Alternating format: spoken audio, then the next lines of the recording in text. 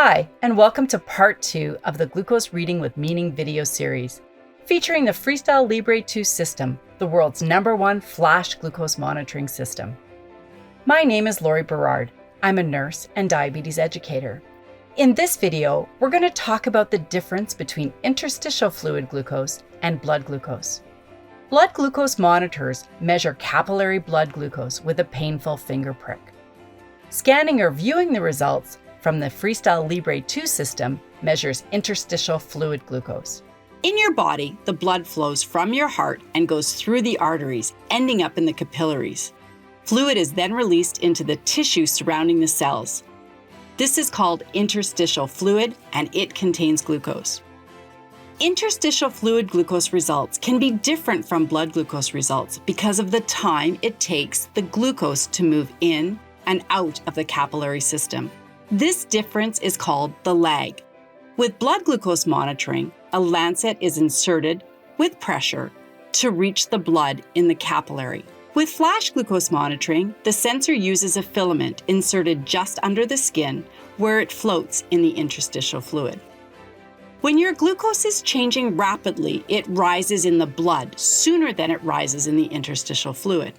Let's use a train to demonstrate the lag. Think of blood glucose as the engine on the train and interstitial fluid glucose or sensor glucose as the back of the train. As carbohydrates are absorbed by the body, they enter the bloodstream first. Remember our capillary demonstration?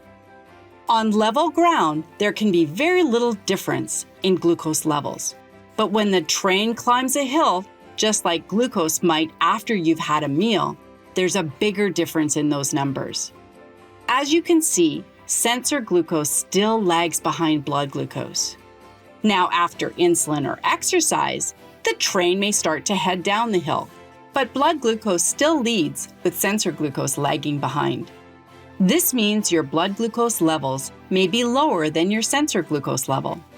That is why it's so important for you to look at all 4 elements of a scan or view: the current glucose, the trend arrow, the glucose graph, and the glucose message.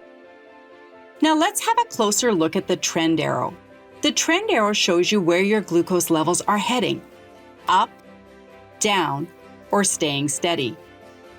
Thinking of what we learned from the train, trend arrows help you understand how quickly your glucose levels are changing, allowing you to act instead of react.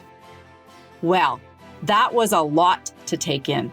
Let's summarize what you learned. Glucose enters the blood first, before it enters the interstitial fluid. The difference in timing is called the lag. Blood glucose and sensor glucose readings don't always match. And a number alone won't give you the full picture. You need to use all 4 pieces of information. In our next video, I'll help set expectations for your first glucose reading, explain the 4 elements of your glucose reading, and introduce you to the glucose alarms. Until next time!